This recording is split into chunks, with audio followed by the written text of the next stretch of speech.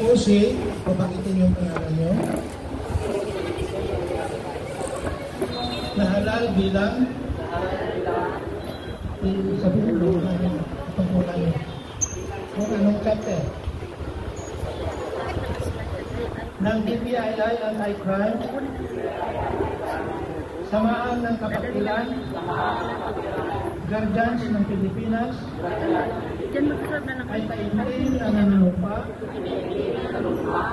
na gagawin ng buong katapatan ang tungkulin at responsibilidad na ipinakatiwala sa akin sa kapwa ko guardians. Tiyaking makamtan ang mga hadikain at panghawakan ang mga prinsipyong gumagabay sa samahang DPII Anti-Crime. Bilang tunay na DPII Anti-Crime,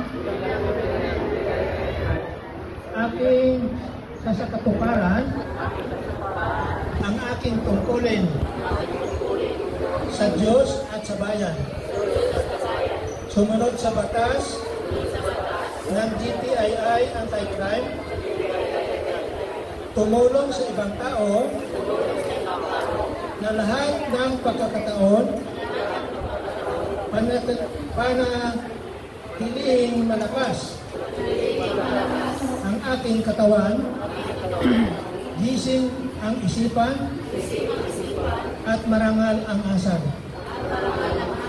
Kasiyahan nawa ako ng Diyos.